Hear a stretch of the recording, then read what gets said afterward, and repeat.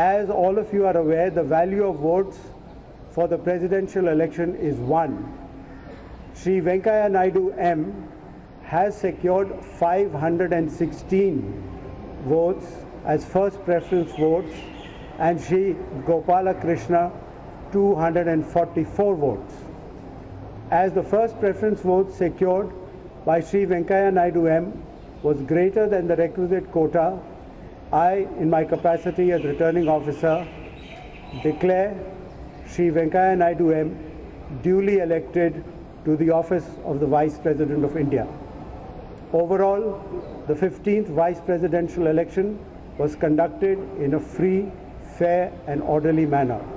I would like to take this opportunity to thank the candidates and their authorized representatives for their cooperation, which facilitated early completion of the proceedings. Thank you. Namaskar.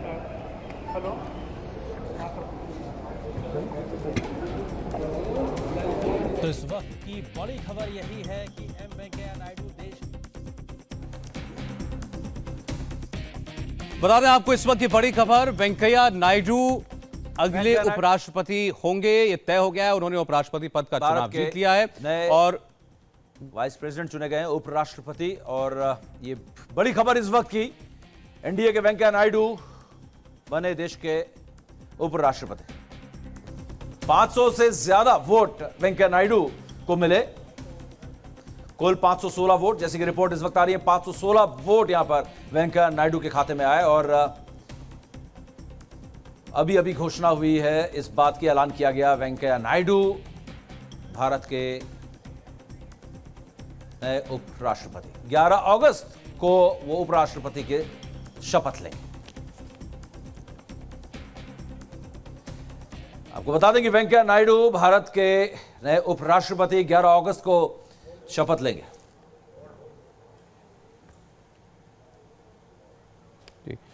जी, तो आप बता दें आपको उपराष्ट्रपति पद का चुनाव जीत चुके हैं वेंकैया नायडू, एनडीए के उम्मीदवार वेंकैया नायडू, जिन्हें 516 कुल वोट मिले हैं। आपको बता दें ये चुनाव जीतने के लिए जो मैजिक फिगर था वो 394 का था, यानी 394 वोट चाहिए थे ये चुनाव जीतने के लिए किसी भी उम्मीदवार को, लेकिन वेंकैया नायडू ने इससे कहीं ज्यादा 516 वोट हासिल किए और इस तरीके से एक बहुत बड़ी जीत वेंकैया नायडू के लिए। कुल मतों की संख्या 785 थी, लेकिन इसमें से सिर्फ 771 लोगों ने आज अपने वोट डाले, 14 लोगों ने वोट नहीं डाला था। तो 771 में से आप समझिए कि 516 ये वोट वेंकैया नायडू को मिले हैं, जो उससे भी ज्यादा है जो घोषित वोटों की संख्या थी उनके पक्ष में, जिन दलों ने उनका समर्थन कर रखा था, उससे भी ज्यादा वोट वेंकैया नायडू को मिले। और बीजेपी ने पहले ही कहा था कि वो काफी आशान्वित हैं कि 500 से ज्यादा वोट उनको जरूर मिलेंगे और 500 से ज्यादा वोट वेंकैया नायडू को मिले। कुल 516 वोट के साथ वेंकैया नायडू उपराष्ट्रपति पद का चुनाव जीत चुके हैं और देश के अगले उपराष्ट्रपति होंगे वेंकैया नायडू। उनका जीतना दरअसल तय समझा जा रहा था, बस देखना यह था कि उनके पक्ष में कितने वोट मिलते हैं और गोपाल कृष्ण गांधी जो कि विपक्ष के उम्मीदवार हैं वो कितनी टक्कर उनको दे पाते हैं। लेकिन बहुत ज्यादा ऐसा महसूस नहीं हो रहा कि वो बहुत ज्यादा उनके सामने टिक पाए। 244 वोट उनके पक्ष में पड़े हैं। तो पहले राष्ट्रपति रामनाथ कोविंद एनडीए के उम्मीदवार के तौर पर जीते और वो भी एक बड़ी जीत थी। उसके बाद उपराष्ट्रपति वेंकैया नायडू भी अब चुने गए हैं और प्रधानमंत्री नरेंद्र मोदी थोड़ी देर में बताया जा रहा है उनको बधाई देने के लिए उनके निवास स्थान पर जाएंगे। वेंकैया नायडू के 30 एपीजे अब्दुल कलाम रोड पर वो फिलहाल रहते हैं और कुछ दिनों के बाद वो शिफ्ट होंगे ऑफिशियली अपने आधिकारिक निवास पर। हामिद अंसारी जो कि 2 टर्म रहे उपराष्ट्रपति, उनके बाद एनडीए के उम्मीदवार वेंकैया नायडू उपराष्ट्रपति पद का चुनाव जीत चुके हैं। कल ही आपको याद होगा प्रधानमंत्री नरेंद्र मोदी ने उनके भाषणों पर आधारित एक किताब का विमोचन किया था और उसमें उन्होंने कहा था कि अब सभी पार्टी के लोगों को और सांसदों को उनके प्रति अपना रवैया जो है बदलना पड़ेगा, क्योंकि वेंकैया नायडू अब तक घोषणा होने से पहले तक उनके बीच के थे, मंत्री थे, पार्टी के सदस्य थे, लेकिन अब वो एक संवैधानिक पद पर हैं, उपराष्ट्रपति हैं। देश का दूसरा सर्वोच्च संवैधानिक पद उपराष्ट्रपति का, और इसको सुशोभित करेंगे वेंकैया नायडू। बीजेपी के अब तक के बड़े कद्दावर नेता रहे हैं, 4 बार राज्यसभा में रहे हैं, विधायक रहे हैं, 2 बार बीजेपी के राष्ट्रीय अध्यक्ष भी रहे हैं। विपक्ष के जिन्होंने एनडीए के खिलाफ वोट दिया और इस जो कैंडिडेट जॉइंट कैंडिडेट था, ये कांग्रेस का कैंडिडेट नहीं था, ये 17, 18, 19 राजनीतिक दलों में विपक्ष का कैंडिडेट था, उसको वोट देने का प्रयास किया, इसके लिए मैं बहुत बहुत बधाई देता हूं। और एक चीज़ इसमें देखने में आई कि हमको विपक्ष का जो पहले कैंडिडेट था राष्ट्रपति पद के लिए, उसको 225 वोट आए थे और इसमें 244 वोट आए, तो बढ़े ही हैं, तकरीबन 19 वोट बढ़े हैं। तो ये अच्छी खुशी की बात है कि वोट घटे नहीं हैं। सरकार के पूरे प्रयास के बाद भी, यहाँ तक कि उन्होंने हमारी पार्टी के एमपीज़ को और सभी पार्टी के एमपीज़ को अप्रोच भी किया था, उसके बावजूद भी हमारे जो संख्या है वो तकरीबन पिछले 20 दिनों में प्रेसिडेंट इलेक्शन के बाद बढ़ी है, तकरीबन 19 वोट घटे नहीं है। बहुत बहुत एमपीज़ का धन्यवाद, पॉलिटिकल पार्टीज का बहुत बहुत धन्यवाद। सर टीएमसी के कुछ कैंडिडेट एब्सेंट रहे हैं, जिसमें इंडिपेंडेंट आपके भी कैंडिडेट रह रहे हैं, क्या कहेंगे सर? क्योंकि कुछ क्रॉस वोटिंग भी हुई है, टीएमसी के कुछ कैंडिडेट एब्सेंट रहे हैं, जिसमें इंडिपेंडेंट आपके भी हैं। अब उसकी इंक्वायरी करेंगे, कौन कौन रहा है, एब्सेंट रहा है और क्यों रहा है, उसके जरूर हम जानकारी सभी दल अपने अपने दल के एमपीज के बारे में जानकारी 19 विपक्षी पार्टियों के एमपी, अब ये बात करें, 19 विपक्षी पार्टियों के एमपीओ ने वोट डाला। उनमें से अगर कुछ ऐसी बात हुई, कोई इनवैलिड हुआ या क्रॉस वोटिंग हुई, वो अपने अपने पार्टियां वो उसके बारे में देखेंगे।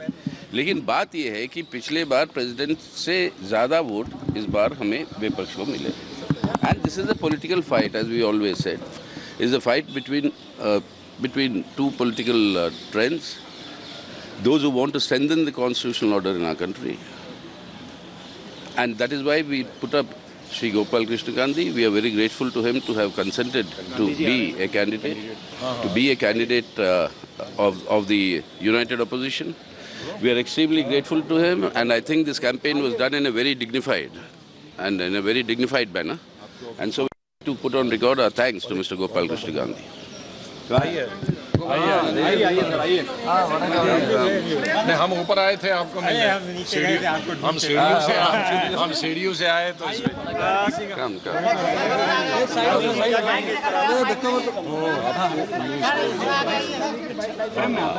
प्रेसिडेंट से 19 वोट ज़्यादा।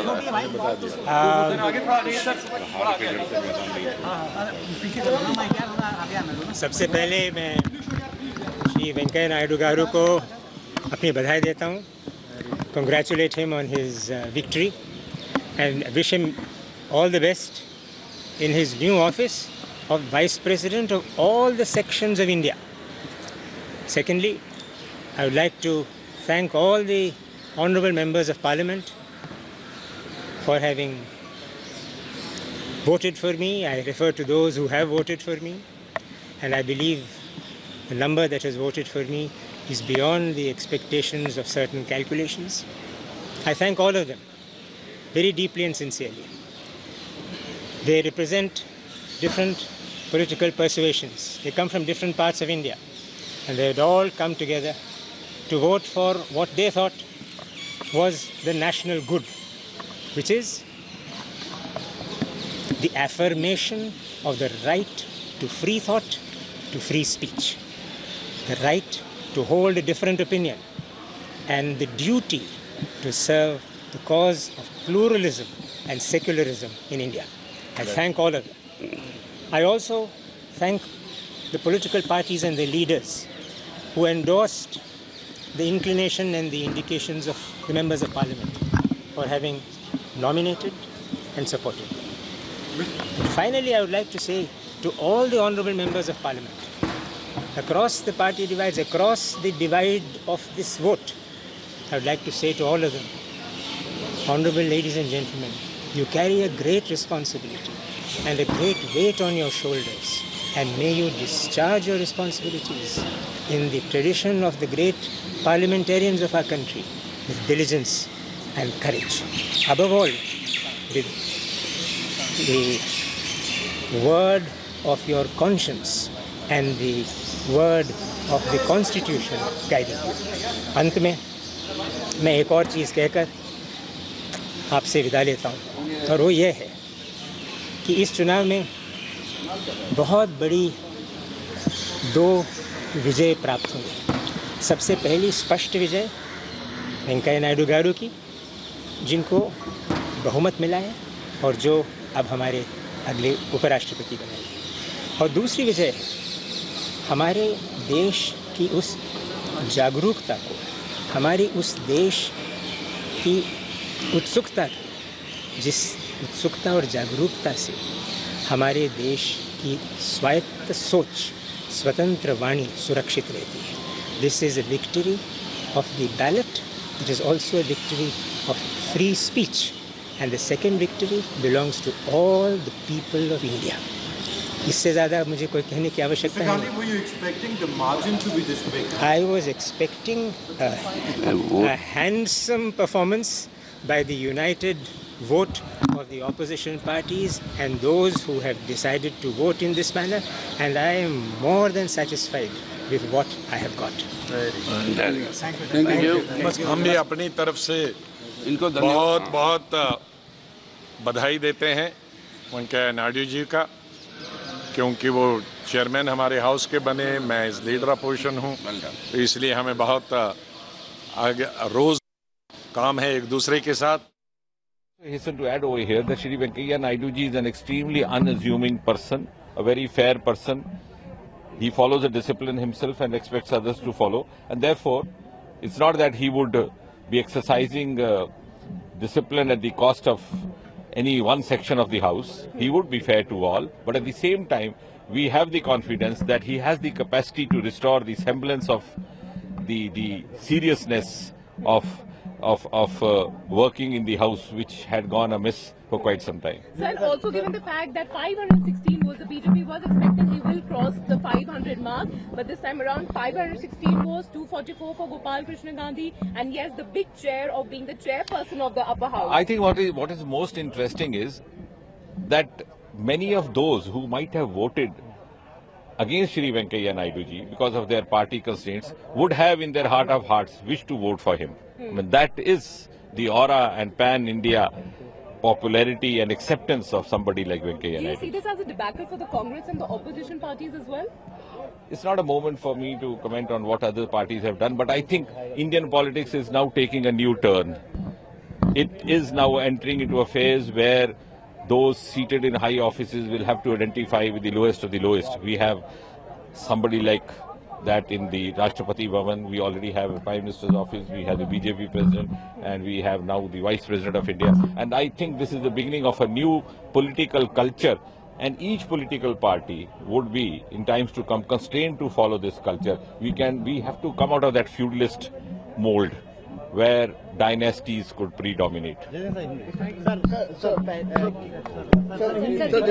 जितेंद्र सिंह बात कर रहे थे, उन्होंने कहा कि वेंकैया नायडू की शख्सियत ऐसी नहीं है कि वो कोई पक्षपात करें। आंकड़ों में एक बार फिर जाते हैं जरा। कुल वोट जो है आज उपराष्ट्रपति चुनाव के लिए वो थे 785, जिसमें से वेंकैया नायडू को मिले हैं 516, गोपाल कृष्ण गांधी को मिले हैं 244 वोट। लेकिन आपको बता दें 785 में से वोट डाला था 771 ने। 14 सांसदों ने आज वोट नहीं डाले। तो सवाल विपक्ष के नेताओं से पूछा भी गया कि कहीं उन्होंने नुकसान पहुंचाने के लिए विपक्ष के उम्मीदवार को वो आज एब्सेंट तो नहीं हुए, उन्होंने गैर हाजिर रहने का फैसला तो नहीं किया। उन्होंने कहा कि वो इसके बारे में चेक करेंगे और आप दोनों वोटों को जोड़ लीजिए तो वे 760 होते हैं। इसका मतलब 11 वोट इनवैलिड भी हुए। देवेंद्र पराशर हमारे साथ हैं जिन्होंने नजर रखी पूरा दिन इन गतिविधियों पर, और मनीष झा जो कि वेंकैया नायडू के निवास स्थान पर मौजूद हैं। सबसे पहले देवेंद्र आपसे हम पूछना चाहते हैं, ये जो मार्जिन है 516 जो मिले, जो संख्या वोट बीजेपी को, एनडीए को 516, उनकी अपनी अपेक्षा से ज्यादा है। उनका मानना था कि उनको 500 के आसपास मिलेंगे, 500 का जो आंकड़ा उसको पार करने की वो कोशिश करेंगे, लेकिन उसको आसानी से पार किया है। या निश्चित तौर पे सौरभ, एनडीए के पास और जो बाकी समर्थक दल हैं उन सारे के वोट को अगर आप जोड़ दें तो 484 वोट होते हैं, जिनमें से 2 लोगों ने वोट आज नहीं किया खराब सेहत के चलते, सवारलाल जाट और विजय गोयल ने। मतलब 482 जो कि एलानिया तौर पर एनडीए कैंडिडेट के साथ है वो वोट था 482। इसके बाद 482 से 516 का जो आंकड़ा है वो बेहद दिलचस्प है। निश्चित तौर पर ऐसे सांसदों ने उन्होंने वोट किया है जिनके दल अपोजिशन में थे, बावजूद इसके उन्होंने वेंकैया नायडू को वोट किया है इस उपराष्ट्रपति पद के लिए। ये दिलचस्प चीज है।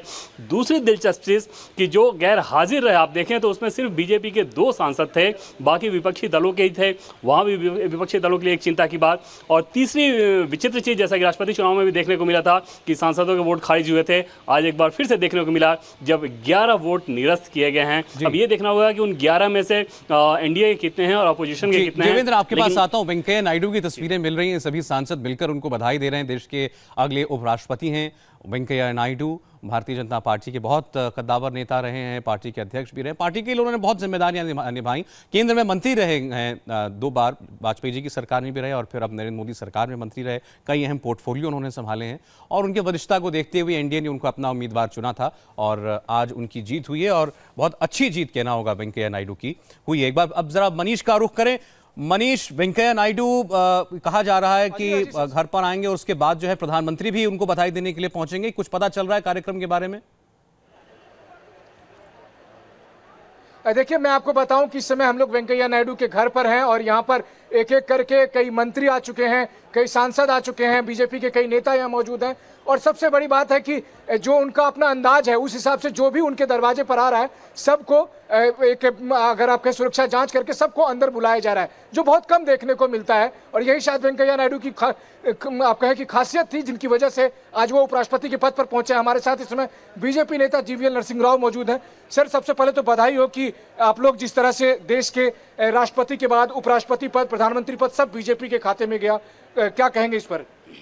बहुत अच्छा लग रहा है क्योंकि जो तीनों पद पर जो अभी हमारे बड़े नेता हैं वो सब के सब सामान्य परिवार से आते हैं। सबसे बड़े खूबी की बात यह है कि आपको किसी बड़े घराने में आपको पैदा होने की ज़रूरत नहीं है प्रधानमंत्री बनने के लिए, केवल आप और राष्ट्रपति उपराष्ट्रपति बनने के लिए आपके काबिलियत के आधार पर, आपके कर्मों के आधार पर आपको इस प्रकार की रिकॉग्निशन देश में मिल सकता है। यह भारतीय जनता पार्टी ने एक देश की जनता को प्रूव किया है और आज वेंकैया नायडू जी के 25 साल से ज़्यादा पार्लियामेंट्री एक्सपीरियंस का अनुभव है, एज ए लेजिस्लेटर का अनुभव है, मंत्री का केंद्र मंत्री के रूप में कई बार काम कर चुके हैं, पार्लियामेंट्री अफेयर्स के रूप में मिनिस्टर के रूप में काम कर चुके हैं। वो एक अजात शत्रु है।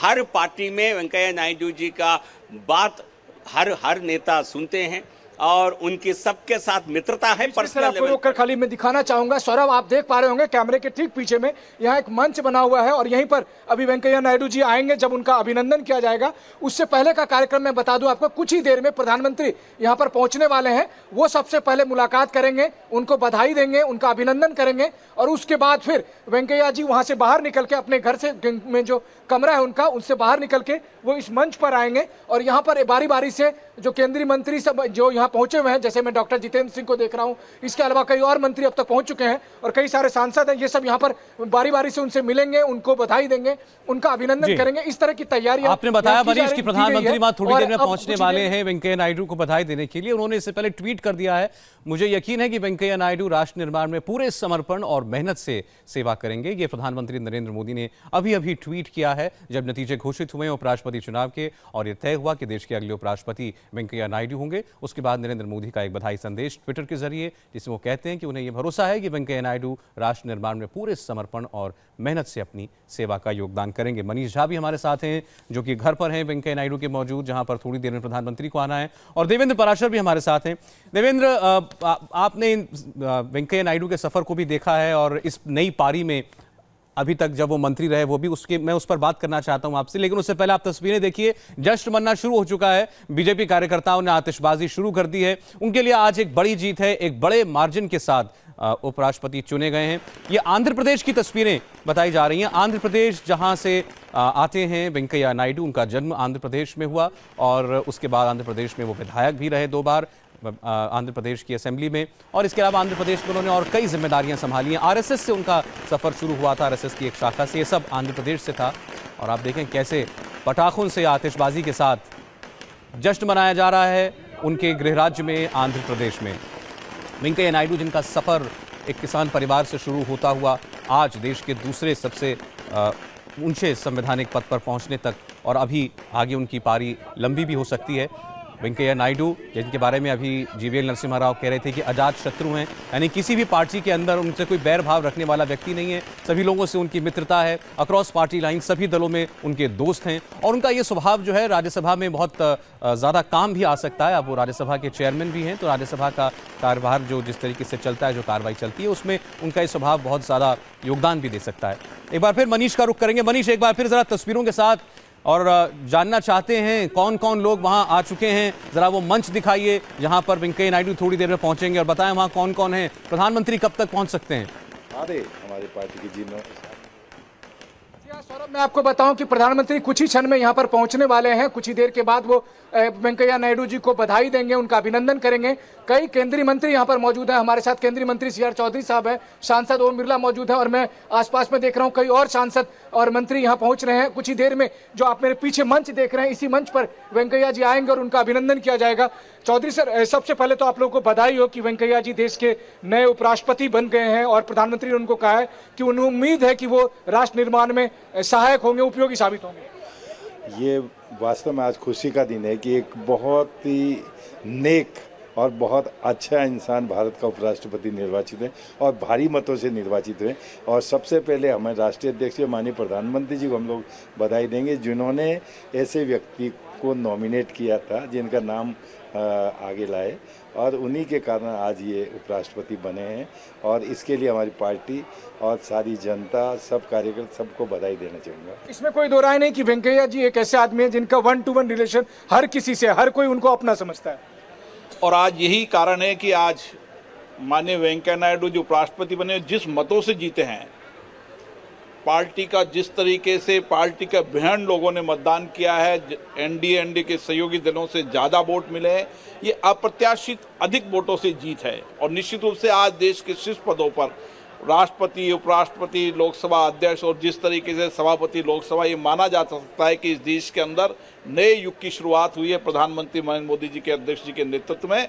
और नया युग ये भारतीय जनता पार्टी, उनके सहयोगी दल, एनडीए का दल का जिस तरीके से लगातार कुनबा बढ़ रहा है, जिस तरीके से लगातार राज्य सरकारें बढ़ रही है, और निश्चित रूप से पूरा देश ही चाहता है कि अब कांग्रेस मुक्त भारत। तो सौरभ, मैं आपको दिखाऊं कि उनके घर की स्थिति क्या है, यहाँ पर क्या माहौल है। आप देख सकते हैं कि उनके घर में यहाँ पर एक मंच तैयार किया गया, एक हॉल है। यहाँ पर कई सारे केंद्रीय मंत्री अब तक पहुंच चुके हैं, बहुत सारे सांसद आए हुए हैं, बीजेपी के नेता आए हुए हैं, और इसके अलावा जो एनडीए के कई दल के लोग हैं वो सब यहाँ पर पहुंचे हुए हैं, और ये सब यहाँ पर उनको बधाई दे रहे हैं। और मैं आपको बताऊं कि सर, यहाँ मैं आपको मिलाता हूँ कई और सांसद से जो कि मिठाई लेकर यहाँ पर पहुंचे। सर, सबसे पहले तो बधाई हो आप लोगों को कि वेंकैया जी बन गए हैं, लेकिन ये जो माना जा रहा है कि दक्षिण भारत में अब बीजेपी की पकड़ और ज़्यादा मजबूत होगी, तो उस बात से आप लोग कितने उत्साहित?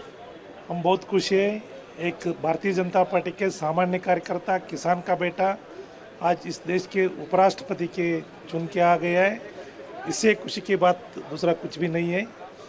बहुत दिन से सामान्य कार्यकर्ता इस देश के राष्ट्रपति, उपराष्ट्रपति हो गया, बहुत खुशी हुई। तो चलिए, आपके लिए लड्डू खाने का दिन तो वाकई में है, और ये लोग देखिए कि लड्डू बांट रहे हैं यहाँ पर, एक दूसरे को खिला भी रहे हैं। इससे पहले वेंकैया जी से मिलकर भी आए ये लोग, और कई सारे सांसदों को मैं यहाँ आसपास में देख पा रहा हूँ। कई मंत्री भी मौजूद हैं। कुछ ही देर में वेंकैया जी अपने घर से बाहर निकलेंगे और फिर यहाँ पर वो लोगों से मिलेंगे, उनको बधाई दी जाएगी, उनका अभिनंदन किया जाएगा। लेकिन चूंकि अभी पहले प्रधानमंत्री को आना है और सुरक्षा कारणों से सबसे पहले उस जगह पर जहाँ वेंकैया जी अपने घर के जिस कमरे में मौजूद है वहां भी फिलहाल सबको रोक दिया गया है, क्योंकि कुछ ही देर में प्रधानमंत्री पहुंचेंगे और फिर वो बधाई देंगे। और इसमें कोई दो राय नहीं कि वेंकैया जी की जो अपनी इमेज है, जो उनका अपना खास स्टाइल है। मैं आपको बताऊं सौरभ की आज जबकि ये तय था कि प्रधानमंत्री यहां पर पहुंचने वाले हैं और गेट के बाहर काफी संख्या में लोग मौजूद थे, तय हुआ कि कौन लोग आएंगे। इसके बारे में जब हम लोगों ने वेंकैया जी के ऑफिस से पूछा तो ये बताया गया कि वेंकैया जी ने कहा है कि जो भी आएगा उन सबको अंदर आने दो।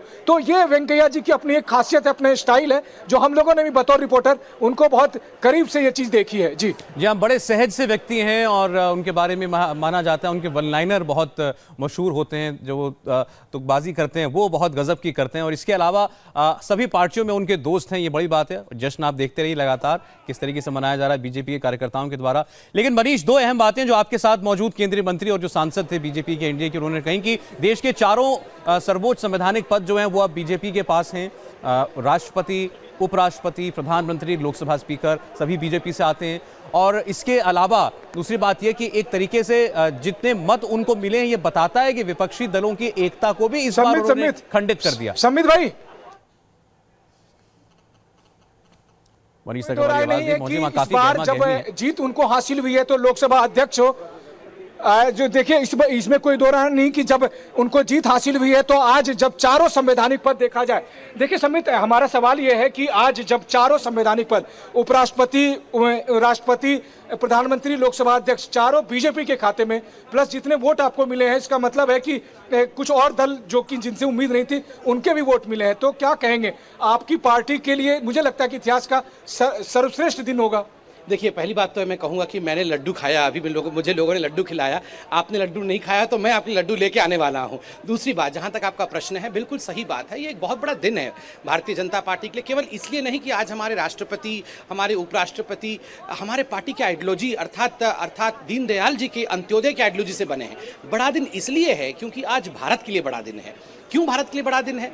भारतीय जनता पार्टी की आइडियोलॉजी क्या है? गाँव, गरीब, किसान, पिछड़ा और दलित। अगर गांव आगे बढ़ता है तो भाजपा आगे बढ़ती है, अगर गरीब आगे बढ़ता है तो भाजपा आगे बढ़ती है, अगर किसान आगे बढ़ता है। आज वेंकैया जी जब बने हैं उपराष्ट्रपति तो कौन आगे बढ़ा है? एक किसान बढ़ा है, एक गांव से आया हुआ, दक्षिण भारत के सुदूर गांव से आया हुआ एक साधारण गरीब किसान अगर आगे बढ़ता है तो भाजपा के जो हमारे प्रणेता थे दीनदयाल उपाध्याय जी की अंत्योदय की नीति और मोदी जी की सबका साथ सबके साथ विकास की नीति आगे बढ़ती है। लेकिन जैसा कि मैंने भी कहीं पढ़ा था और आप भी जानते हैं कि बड़ी ताकत के साथ बड़ी जिम्मेदारी आती है, तो आप लोगों को नहीं लगता है कि जब सारे सर्वोच्च पद पर आप लोग आसीन हैं तो फिर जनता की अपेक्षाएं जो है वो काफी बढ़ जाएंगी और फिर उनको पालन करने के लिए आपको मतलब आप कुछ नहीं कह पाएंगे कि हमारे पास ये कारण नहीं था?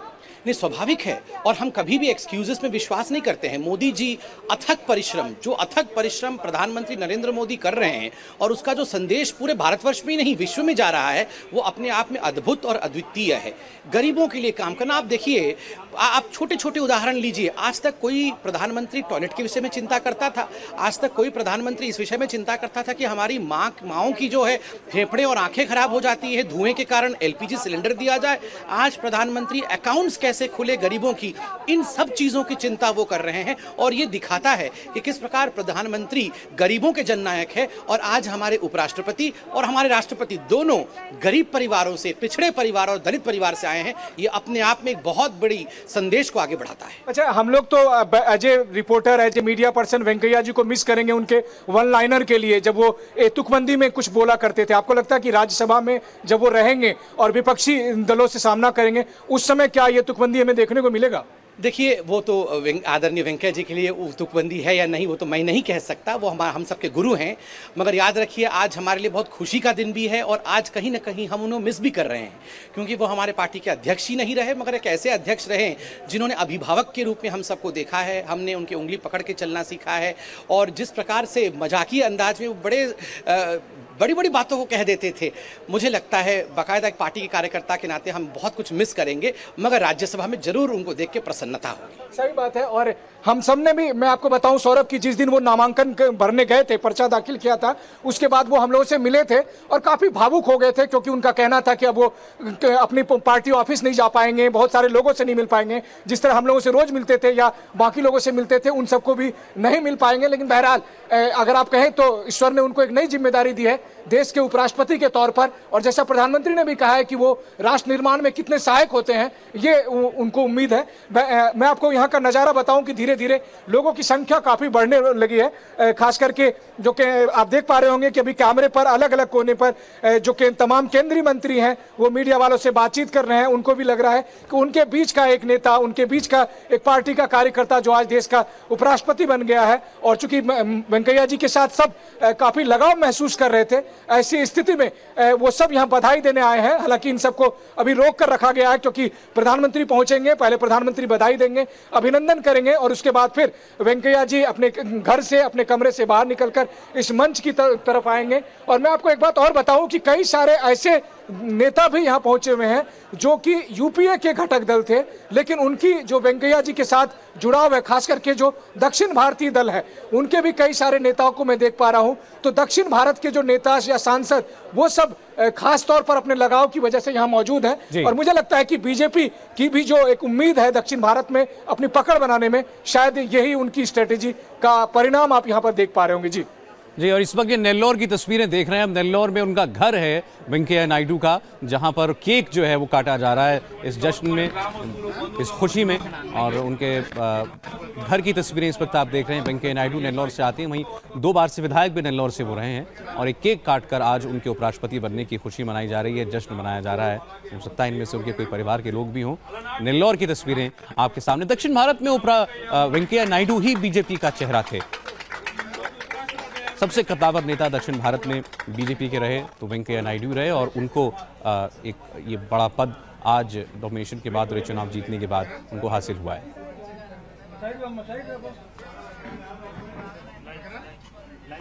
नेल्लौर की तस्वीरें, उनके घर की तस्वीरें, वहां उनसे बात करने की कोशिश हो रही। सुब्रमण्यम स्वामी हैं अब ये तो अपने हम भारत के भविष्य हैं, तो ये सारा तो होना ही है। और मुझे तो इनके उपराष्ट्रपति बनने में हर्ष अधिक है, क्योंकि हम दोनों युवा मोर्चा में थे। मैं राष्ट्रीय अध्यक्ष था उस समय, ये आंध्रा के अध्यक्ष थे। हम दोनों बहुत दौरा किया उन दिनों में, तो इसके और लगातार हमारी इनके साथ कांटेक्ट थी और इस काम के लिए वो सबसे उपयुक्त हैं, इसीलिए 68% वोट मिली। ये तो अभूतपूर्व जीत है। तो जैसा कि आप बता रहे थे कि आप सीनियर थे उनसे, और अब जब राज्यसभा में बतौर सांसद आप रहेंगे और वो सभापति के चेयर पर रहेंगे, तो कई बार वो कहेंगे आपको कि डॉक्टर स्वामी बैठिए। वो कहने के तो अधिकार, वो पद है और पद में कौन बैठता है उसका भूमिका क्या। वैसे आप देखोगे तो जब वेंकैया प्रेसिडेंट थे पार्टी के, बीजेपी के, उसके उनका जनरल सेक्रेटरी था नरेंद्र मोदी। सही बात है। और जाहिर है कि इसी तरह के हाल, और अब देख पा रहे होंगे आप हलचल। मैं अब आपको बताऊं कि काफी हलचल बढ़ गया है और वेंकैया जी अब बाहर आ गए हैं और यहाँ पर वो मंच पर पहुंचने वाले हैं। मैं आपको बताऊं यहाँ पर ये देखिए, अभी आप कैमरे पर देख रहे होंगे कि वेंकैया जी अपने घर से बाहर निकलकर सब लोगों से मिल रहे हैं। और कैमरे पर जो आप देख पा रहे होंगे कि जो लोग यहाँ मौजूद हैं, जो सांसद, जो मंत्री जो यहाँ मौजूद हैं, वो उनको बधाई के तौर पर एक फूलों का गुलदस्ता लेकर आए थे। और मैं जो देख पा रहा हूँ यहाँ पर, दरअसल जिस समय उनको फूल का गुलदस्ता दिया जा रहा था तो उन्होंने शायद मना किया कि फूल का गुलदस्ता उनको ना दे। अभी जगदम्बिका पाल से मैं उनको बात करते हुए देख पा रहा हूँ। इसके अलावा कई सारे और सांसद और मंत्री उनको घेरे हुए हैं और आप कैमरे पर देख पा रहे होंगे अभी स्क्रीन में कि कई सारे मीडिया के कैमरे उनको चारों तरफ से घेरे हुए हैं। और अभी वो मुझे लगता है कि पहली बार जब चुनाव जीतने के बाद वो पहली बार उन सब लोगों को, अपने सहयोगियों को, अपने केंद्रीय मंत्री जितने भी हैं जो यहाँ मौजूद हैं उनसे मिल रहे हैं, सांसद से मिल रहे हैं, बीजेपी के कार्यकर्ताओं से मिल रहे हैं। बीच बीच में फूल के गुलदस्ते लहराते हुए आप देख पा रहे होंगे और इस बीच में मीडिया के कैमरे। और अब यहाँ से वेंकैया जी मंच पर जाएंगे और मंच पर फिर उनका अभिनंदन होगा। लेकिन जैसे ही वो आए तो वो सबसे पहले यहाँ जो मौजूद लोग हैं उनसे वो मिल रहे हैं और उनसे बधाई संदेश ले रहे हैं, जो लोग उनको अभिनंदन कर रहे हैं। निश्चित तौर पर देश के 15वें उपराष्ट्रपति के तौर पर जो शख्स अब उस पद पर बैठने वाले हैं, उसको लेकर यहाँ मौजूद हर व्यक्ति को यह एहसास है कि वो उनका व्यक्ति है, जो कि अब राज्यसभा के सभापति के तौर पर भी एक बड़ी जिम्मेदारी संभालने वाले हैं। और अब वेंकैया जी मंच पर चल रहे हैं, जो अभी आप देख पा रहे होंगे। और मंच पर से यह अनाउंसमेंट किया जा रहा है कि सारे लोग अपनी अपनी सीट पर बैठ जाएं और सारे लोग अपनी अपनी सीट पर से बैठ जाएं ताकि और आप देख पा रहे होंगे कि अभी अब मंच पर बारी बारी से जो यहाँ मौजूद केंद्रीय मंत्री हैं, सांसद हैं, मैं रविशंकर प्रसाद को देख पा रहा हूँ, इसके अलावा कई और मंत्री और सांसद। और अभी एक शॉल ओढ़ाई गई है वेंकैया जी को। जी और उनको बधाई दिया जा रहा है, उनका अभिनंदन किया जा रहा है। उनको दोशाला उड़ा रहे हैं, शॉल उड़ा रहे हैं। वेंकैया नायडू मंच पर हैं, राज्यवर्धन राठौड़ को भी हमने देखा। वेंकैया नायडू जो कि देश के अगले उपराष्ट्रपति होंगे, शपथ दिलाई जाएगी उनको 11 अगस्त को। आपको बता दें मौजूदा उपराष्ट्रपति हामिद अंसारी का कार्यकाल वो 10 अगस्त तक का है, तो 11 तारीख को वेंकैया नायडू शपथ लेंगे। लेकिन अब वो उपराष्ट्रपति होंगे, देश के 15वें उपराष्ट्रपति होंगे। 68% वोट उनको मिले हैं। रविशंकर प्रसाद भी इस वक्त मंच पर हैं, वो भी उनको शॉल भेंट कर रहे हैं। वेंकैया नायडू बीजेपी के कद्दावर नेता और अब देश के होने वाले अगले उपराष्ट्रपति, बहुत वरिष्ठ व्यक्ति हैं। एक बहुत गरीब किसान परिवार से में उनका जन्म हुआ आंध्र प्रदेश के नेल्लौर में, और वहाँ से धीरे धीरे उनकी ज़िंदगी का सफ़र आगे बढ़ा, पहले आरएसएस के साथ और फिर उसके बाद बीजेपी के साथ उनका जुड़ाव हुआ। और बीजेपी में कई अहम पद संभालने के बाद, राष्ट्रीय अध्यक्ष बनने के बाद, केंद्रीय मंत्री बनने के बाद और 4 बार राज्यसभा के सांसद रहने के बाद अब वो उसी राज्यसभा के अध्यक्ष होंगे, उपराष्ट्रपति के तौर पर राज्यसभा के चेयरमैन होंगे। और इसके कई राजनीतिक मायने भी हैं। राज्यसभा में एनडीए का, बीजेपी का चेयरमैन होना राज्यसभा में उनकी कुछ मुसीबतों को कम भी कर सकता है। देवेंद्र पराशर भी हमारे साथ हैं। देवेंद्र, जरा इसका राजनीतिक पहलू आपसे समझना चाहेंगे कि 10 साल हामिद अंसारी उपराष्ट्रपति रहे और दुखती नब्ज है राज्यसभा और वहां का गणित एनडीए के लिए, कितना फर्क पड़ेगा वहां वेंकैया नायडू के जाने से? निश्चित तौर पर बहुत फर्क पड़ेगा और उसी रणनीति के तहत बीजेपी ने यह तय किया, प्रधानमंत्री नरेंद्र मोदी और अमित शाह ने यह तय किया कि वेंकैया नायडू जैसे नेता जो कि एकदम से अभी सक्रिय राजनीति में हैं, इन्हें उस पद पर बैठाया जाए। वेंकैया नायडू के नाम के चयन से पहले ही बीजेपी के आला सूत्रों ने कहना शुरू कर दिया था कि उपराष्ट्रपति के पद पर हम लोग किसी एक्टिव आदमी को बैठाएंगे, ना कि आमतौर पर किसी साइडलाइन में बैठे हुए व्यक्ति को। वहाँ एक गंभीर संदेश था। दूसरी चीज़ की, एक बीजेपी के कल बड़े नेता ने कहा कि जब उनसे पूछा गया कि क्या फ़र्क आएगा, तब उनका यह कहना था कि जैसे केरल में हिंसा के मसले को ही ले लीजिए, इस पर हम लोग लगातार राज्यसभा में नोटिस देते हैं, लेकिन हमें उसमें चर्चा का मौका नहीं मिलता क्योंकि हमारी नोटिस का नंबर 13वां या 14वां होता है और ये पता नहीं कैसा संजोग है कि हमेशा हमारी नोटिस का नंबर पीछे चला जाता है, जबकि बसपा या सपा का या कांग्रेस का कोई नोटिस दे तो उसका आगे आ जाता है। जाहिर तौर पे उनके इस एक बयान से अंदाज़ा लगाया जा सकता है कि बीजेपी की सोच क्या है राज्यसभा को लेकर। और वहाँ पर चाहे कितना भी ये कहा जाए कि ये अपॉलिटिकल पोस्ट है, गैर राजनीतिक पद है, लेकिन निश्चित तौर पर क्योंकि राज्यसभा के चेयरमैन होते हैं उपराष्ट्रपति, वैसी स्थिति में बेहद महत्वपूर्ण रहेगा कि वो व्यक्ति बने जहां से बीजेपी को ये अपेक्षा है कि वो उनकी बात ज़्यादा बेहतर तरीके से क्योंकि समझते रहें, क्योंकि वो उनमें से एक रहे हैं, अब भले ही उन्होंने बीजेपी से इस्तीफा दे दिया।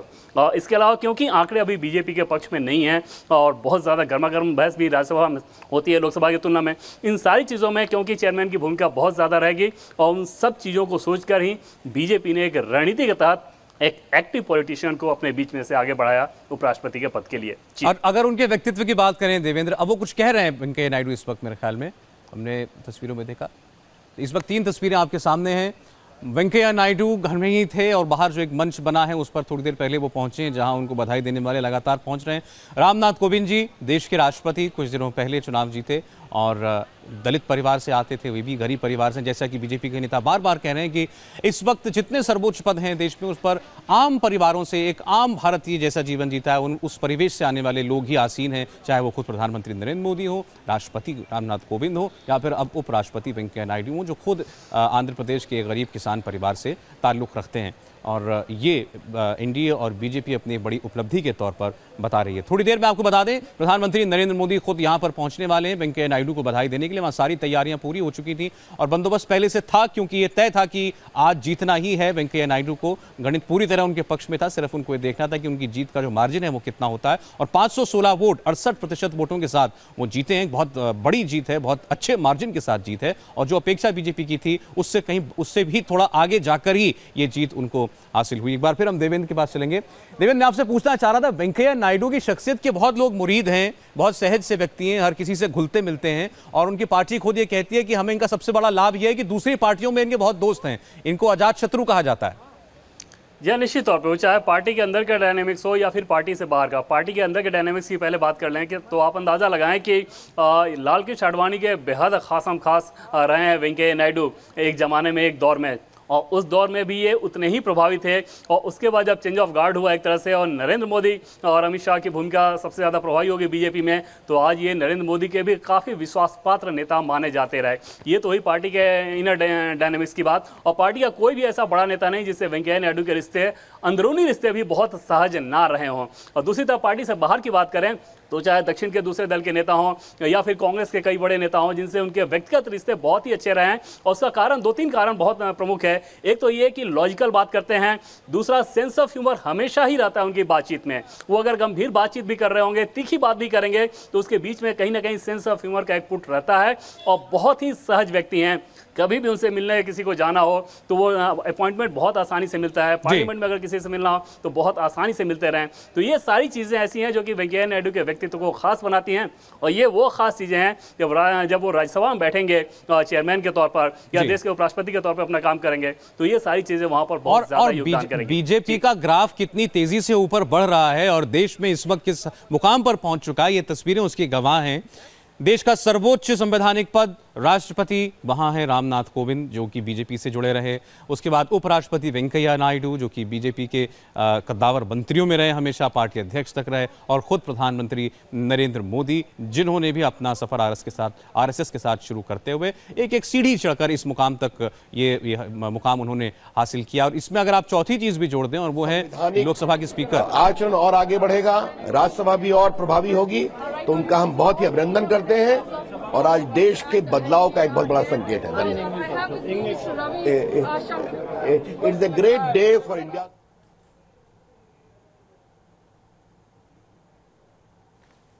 The Constitution knows the parliamentary democracy.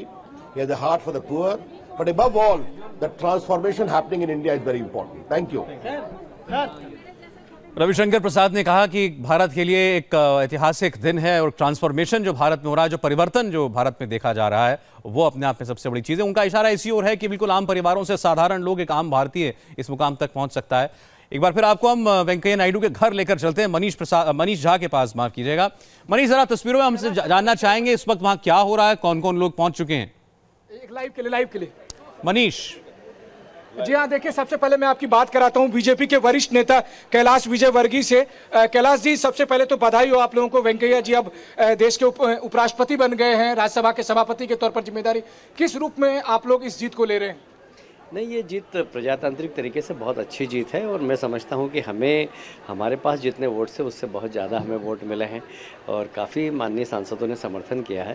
तो मैं समझता हूँ कि ये मोदी जी का नेतृत्व, वेंकैया जी की लोकप्रियता और भारतीय जनता पार्टी के प्रति संसद सदस्यों का विश्वास है कि हमारे पास तो 450 ही वोट थे, पर वोट मिले हैं 516। सर, अभी जबकि सौरभ, जैसा कि आप सवाल भी पूछ रहे थे कि हो क्या रहा है पीछे, तो जैसे ही वेंकैया जी मंच पर आए, बहुत सारे लोग मंच पर चढ़ गए थे, तो उन्होंने तुरंत ही कहना शुरू किया कि जो लोग सांसद हैं, मंत्री हैं, उसके अलावा बाकी लोग नीचे आ जाए। तो मतलब हम लोगों ने ये कहना शुरू किया कि अभी से ही उन्होंने राज्यसभा के सभापति का जो जिम्मा है उसको एक तरह से रिहर्सल करना शुरू कर दिया। देखिए, हमारे यहाँ वेंकैया जी एक ऐसे हेडमास्टर हैं कि वो हमेशा हर जगह सत्य बात, कितना ही बड़ा कार्यकर्ता उसको बोल देते हैं, तो ये उनकी विशेषता है। निष्पक्षता, साफ गोई, ये उनकी विशेषता है और आप देखेंगे कि वो राज्यसभा में भी उसका प्रदर्शन हमको देखने को मिलेगा। ये बात हमारे सहयोगी देवेंद्र भी उठा रहे थे कि बहुत सारे ऐसे मुद्दे जो राज्यसभा में आप लोग नहीं उठा पा रहे थे, खास करके केरल में हिंसा जैसे मुद्दे। आपको लग रहा है कि अब जो पार्टी चाहती है जिस तरह के मुद्दे को उठाना, वो सब अब राज्यसभा में उठा पाएंगे? पिछले हफ्ते हमने ओबीसी कमीशन को लेकर देखा कि किस तरह की स्थिति बन गई थी। देखिए, ये जो पद होता है उपराष्ट्रपति का और राज्यसभा का संचालन, ये निष्पक्षता के साथ करेंगे वेंकैया जी। आप इसको ऐसा मत मानिए कि हमारी सरकार आ गई तो अब हमारी सरकार है, हमारे उपराष्ट्रपति बन गए तो वहाँ पर हमारा पक्ष लेंगे। मुझे विश्वास है कि वो निष्पक्षता के साथ काम करेंगे और जो सही बात है, जो सही बात उठना चाहिए, जिसके ऊपर चर्चा होना चाहिए, उसमें निश्चित रूप से वे सहयोग प्रदान करेंगे। चलिए, शुक्रिया सर।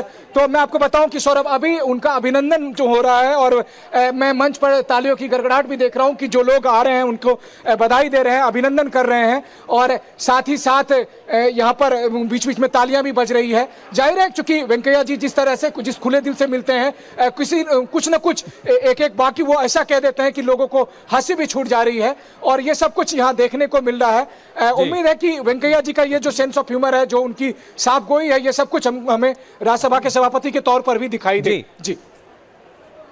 और इस वक्त आप वेंकैया नायडू को देख रहे हैं उषा जी के साथ। उषा जी उनकी पत्नी हैं और जब ये चर्चाएं चल रही थी कौन राष्ट्रपति उम्मीदवार हो सकता है, उपराष्ट्रपति पद का उम्मीदवार हो सकता है, उस वक्त वेंकैया नायडू ने यह कहा था कि मैं ना राष्ट्रपति होना चाहता हूं, ना मैं उपराष्ट्रपति होना चाहता हूं, मैं उषापति होकर खुश हूं। उन्होंने मजाकिया लहजे में, अंदाज में, जो कि ट्रेडमार्क है वेंकैया नायडू का, यह बात कही थी। और यही हैं उषा जी जिनका जिक्र उस वक्त वेंकैया नायडू कर रहे थे। बहरहाल वेंकैया नायडू ने तब तो ये कहा था कि वो केवल उषापति रहना चाहते हैं, ना राष्ट्रपति न उपराष्ट्रपति। उपराष्ट्रपति भी हो गए और उषापति तो वो हैं ही।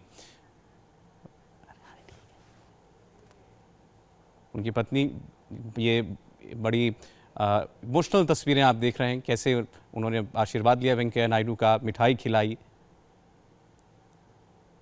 उषा नायडू वेंकैया नायडू की पत्नी, उनका परिवार इस वक्त पूरा मंच पर है वेंकैया नायडू का। देश के 15वें उपराष्ट्रपति होंगे वेंकैया नायडू। 11 तारीख को उनको शपथ दिलाई जाएगी। बहुत ही हंसमुख स्वभाव के, सहज स्वभाव के व्यक्ति, चाहे अपनी पार्टी के तमाम नेताओं के बीच या फिर दूसरी पार्टियों के बीच उनकी छवि की बात हो या उनकी रिलेशनशिप्स की बात हो, बहुत ही सहज स्वभाव के, इसलिए हर जगह उनके अच्छे ताल्लुकात हैं, अच्छे रिश्ते हैं। उनकी पार्टी के नेता उनको अजात शत्रु कहते हैं, ऐसा कोई शत्रु नहीं है कहीं भी। और अब वो संचालन करेंगे राज्यसभा का। फिर आपको तस्वीरों के बारे में बता दें, मंच जो बना हुआ है वेंकैया नायडू के घर में, वहाँ की तस्वीरें हैं। और उनकी पत्नी जो है वो उनको मिठाई खिलाने वहाँ पहुँची थी।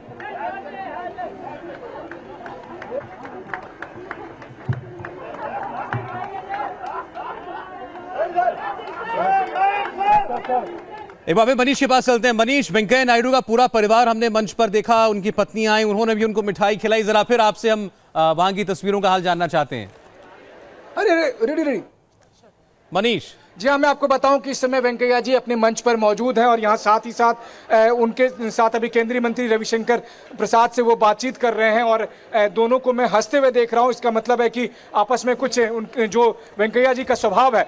और इसी के साथ यहाँ पर देखिए, अभी राज्यसभा के जो महासचिव हैं, सेक्रेटरी जनरल, वो यहाँ पहुँचे हैं, शमशेर के शरीफ, और वो उनको हाथ में चुनाव जीतने का प्रमाण पत्र देते हुए, आप जो अभी सर्टिफिकेट देख रहे हैं, दरअसल ये राज्यसभा के महासचिव शमशेर के शरीफ, जो कि उपराष्ट्रपति चुनाव के रिटर्निंग ऑफिसर भी हैं, वो उनको जीतने का सर्टिफिकेट दे रहे हैं वेंकैया जी को। और जो चुनाव आयोग की तरफ से जो जीत का सर्टिफिकेट है कि उपराष्ट्रपति के चुनाव वेंकैया नायडू जीत गए हैं, उसका सर्टिफिकेट वो उनको दे रहे हैं और इसके साथ बधाई भी उन्होंने दी। मैं आपको बताऊं कि यहाँ पर अहम बात यह है कि अब तक वो उनके रिटर्निंग ऑफिसर थे, राज्यसभा के महासचिव, लेकिन आज जब वो जीत गए और जैसे ही वो शपथ ग्रहण करेंगे, उसके बाद उन्हीं महासचिव के वो बॉस हो जाएंगे, क्योंकि वो तब राज्यसभा के सभापति हो जाएंगे। और अभी वही सर्टिफिकेट दिखाते हुए जो आप अभी कैमरे पर देख पा रहे होंगे कि वेंकैया नायडू वही सर्टिफिकेट दिखा रहे हैं टीवी कैमरे के समक्ष में, और उनके साथ में उनकी पत्नी उषा जी भी हैं, जिनके बारे में अभी आप लगातार जिक्र कर रहे थे। साथ ही में केंद्रीय मंत्री रविशंकर प्रसाद और दूसरे लोग भी मौजूद हैं और जो उनको बधाई भी दे रहे हैं। और निश्चित तौर पर अगर आप कहें तो पार्टी के लिए भी, सरकार के लिए भी एक बड़ी बात यह है कि राज्यसभा में जिस तरह की स्थिति पिछले 3 साल में हम सब ने, और मैं अभी आपकी बात करवाता हूं केंद्रीय मंत्री रविशंकर प्रसाद से, मैंने उनसे रिक्वेस्ट किया था कि वो आए और बात करें। रवि सर, सर सबसे पहले तो बधाई हो कि देश के 15वें उपराष्ट्रपति के तौर पर वेंकैया जी और आपके इतने करीबी संबंध हैं, जब भी आप उनका जिक्र करते हैं तो भावुक हो जाते हैं। देखिए, ऐसा है कि वो एक प्रकार से हम लोग के बड़े भाई रहे हैं। मैं जनता युवा मोर्चा का 90 में राष्ट्रीय उपाध्यक्ष बना था, उस समय वो राष्ट्रीय महामंत्री थे और हम लोग को बढ़ाने में उनकी बहुत बड़ी भूमिका रही है। आज मैं कहता हूँ, वो मुझे कभी कभी कहते हैं तू रविन्द्रनाथ ठाकुर है, ये मुझे मजाक करते हैं, तेरी बुद्धि अच्छी है। अब ये जो बड़े भाई का स्नेह देना ना, ये बड़ा भावुक कर देता है।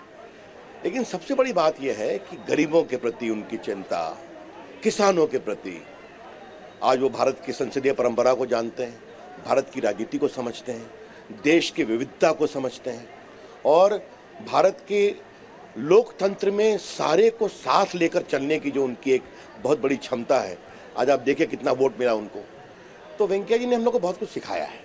सर, मंच पर आप दोनों बात कर रहे थे तो मैंने देखा कि आप दोनों ठहाके लगा रहे थे। वैसे पर्सनल हो सकता है कन्वर्सेशन हो, लेकिन जिस तरह की उनकी छवि है कि वो वन लाइनर देते हैं और सबको बहुत ही सेंस ऑफ ह्यूमर, तो कुछ अगर आप शेयर कर सकें, क्या बात हो रही थी? नहीं देखिए, वो तो छोड़ दीजिए, हम लोग खुश थे। मैंने उनको प्रणाम किया कि अन्ना को नमस्ते, तो फिर वो हंसने लगे, मैं भी हंस दिया।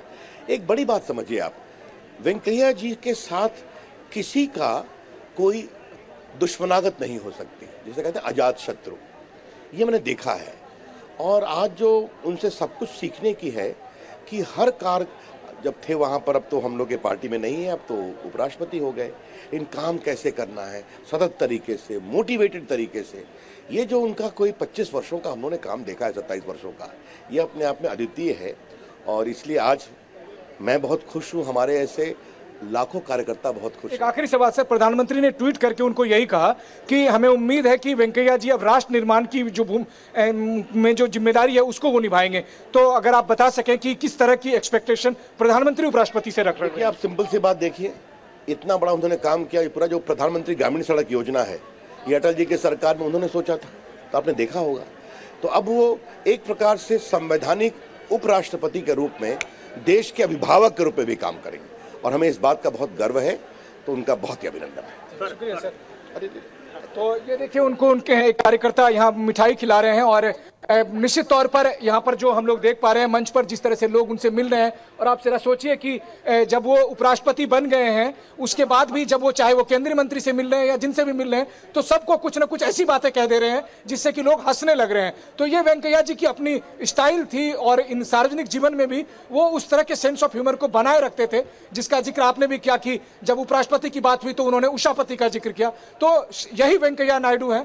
भले ही अब वो राजनीतिक नेता के तौर पर या मंत्री के तौर पर नहीं दिखेंगे, लेकिन राज्यसभा के सभापति के तौर पर या उपराष्ट्रपति के तौर पर अब एक नई भूमिका की उम्मीद प्रधानमंत्री को भी और बाकी सब लोगों को भी है। जी हाँ, बिल्कुल। और जैसा कि उनकी पार्टी के खुद नेताओं ने कहा कि उपराष्ट्रपति के पद पर होते हुए राज्यसभा के सभापति की पदवी पर बैठते हुए बिल्कुल निष्पक्ष कार्रवाई को अंजाम देंगे, निष्पक्ष भाव से अपनी सेवा देंगे, ये उनसे उम्मीदें भी हैं। और देवेंद्र पराशर हमारे साथ। देवेंद्र, लेकिन एक चीज और, जो वेंकैया नायडू के केंद्रीय मंत्रिमंडल से जाने के बाद, अब उपराष्ट्रपति होने के बाद लोग कह रहे हैं कि केंद्रीय टीम तो कहीं मंत्रिमंडल की कमजोर नहीं होती जा रही, पहले मनोहर पर्रिकर और अब फिर वेंकैया नायडू। लेकिन निश्चित तौर पे ये वो बड़े चेहरे हैं जो कि बहुत इफेक्टिवली काम कर रहे थे मोदी मंत्रिमंडल में, और ऐसे में इनके जाने के बाद निश्चित तौर पे नरेंद्र मोदी के सामने ये चुनौती होगी कि इन चेहरों की भरपाई की जा सके। हालांकि पार्टी के पास टैलेंट पूल की कमी नहीं है उस लिहाज से, मंत्री के लिहाज से बात करें तो। दूसरी चीज़, एक खास चीज़ देखें आप सौरभ कि मैनेजमेंट किस प्रकार का होता है, वहाँ पर आपको अमित शाह की भूमिका बेहद महत्वपूर्ण लगेगी। आप अंदाज़ा लगाएं कि एक उपराष्ट्रपति का चुनाव होता है, क्योंकि उसके पहले राष्ट्रपति के चुनाव में वोट बहुत सारे सांसदों के वोट खारिज हो गए थे, 21 सांसदों के वोट खारिज हुए थे, उनमें से कई बीजेपी के थे। तो उसके बाद एनडीए सांसदों की एक बैठक बुलाई जाती है और वहाँ पर मॉक वोटिंग कराई जाती है। अंदाज़ा लगाइए कि कितना माइन्यूटली ये लोग किसी भी इलेक्शन को उसकी रणनीति बनाते हैं। और उस मॉक वोटिंग में जब फिर से 16 सांसदों ने गलत वोट किया तो उसके बाद फिर दोबारा उन्हें बताया गया, आज सुबह में फिर से उनको बताया गया। तो इस प्रकार की रणनीति बनाई जाती है बीजेपी द्वारा। जाहिर तौर पे चुनावी सफलताएं जो हासिल हो रही हैं किसी भी रूप में, उसमें एक बड़ा कारण है। उसका ये नतीजा है कि एनडीए और जो सहयोगी दलों ने ऐलान किया था या बाकी बाहरी दलों ने जो, जैसे AIADMK की बात कर लें, YSR की बात कर लें, इन लोगों के ऐलान के बावजूद 33 से 34 ज़्यादा वोट अगर आ रहे हैं तो आप अंदाज़ा लगाइए कि इलेक्शन मैनेजमेंट किस प्रकार का हो रहा है बीजेपी में नरेंद्र मोदी और अमित शाह के दौर में। ये विरोधियों जो विपक्षी हैं उनके लिए बहुत सोचने की और सरदर्द की बात होगी। और गुलाम नबी आज़ाद ने खुद कहा भी कि हम पता लगाएंगे कि क्या वजह हुई कि हमारे जितने घोषित वोट हमें मिलने चाहिए थे वो नहीं मिले, कहीं ना हो। इसके लिए एक बहुत दिलचस्प चीज मैं आपको बताऊं कि भूपेंद्र यादव ने यह तक कह दिया था कि आप लोग अपना पेन लेकर ना आए, क्योंकि विशेष पेन से सिग्नेचर करना था, तो उन्होंने पेन लाने को बिल्कुल ठीक कहा। इतनी माइन्यूट तैयारी, इतनी डिटेल में तैयारी, ये अमित शाह और उनकी टीम की खासियत भी है और शायद उनकी कामयाबी का राज भी। हम इसी बड़ी खबर पर बने हुए हैं, इंतजार है प्रधानमंत्री नरेंद्र मोदी के वेंकैया नायडू के घर पहुंचने का।